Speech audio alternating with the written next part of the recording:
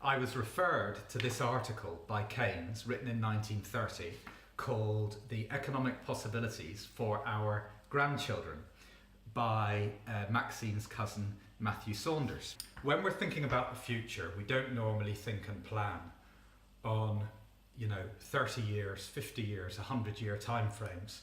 And because we're not sure what's going to happen next week, we tend to think of it as impossible to plan on longer timescales. But in fact, the future on a longer timescale, longer than the economic cycle and longer than the political cycle, can be very predictable in certain aspects.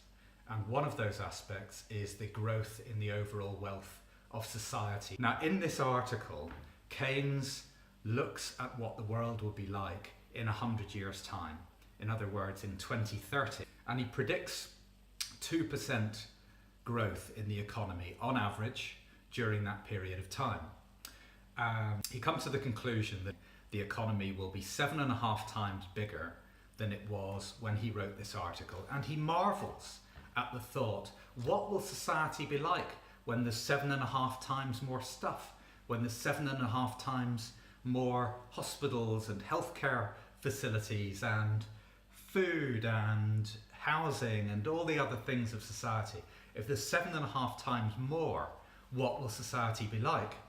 And so I tried to validate his numbers, and I went on to the British government National Office of Statistics website. So I found a data set from 1955 up to today. So it's some decades short of the 100-year period over which Keynes was forecasting. And in fact, the GDP, which is the best measure I've got for the total wealth in the UK, is 4 times larger over that shorter period than Keynes was predicting.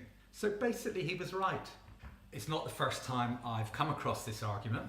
Alan Greenspan, in his book Age of Turbulence, makes a very, very similar argument in the final chapter and predicts about 30 years ahead, and says that the economy will be 70% larger in America than it was when he was writing. Everything I've read about Warren Buffett, there's very similar long-term thinking and long-term predictability of growth and basing strategies on that, as opposed to the short-term unpredictable cycles of the stock market.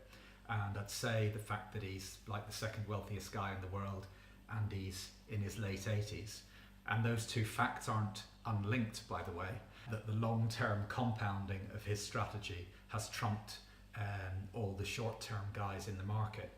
And there's been astonishing statements recently by Jeff Bezos of Amazon. For example, Jeff says that in thinking about his business, he didn't think about what would change. He thought about what wouldn't change.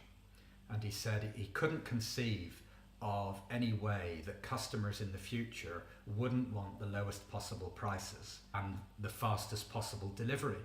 So he organized his whole business around delivering those two concepts consistently over a long period of time. So winning strategy for Jeff Bezos, and more recently, I've seen an interview with him talking about the future of space and his venture Blue Origin, and predicting 200 years out into the future.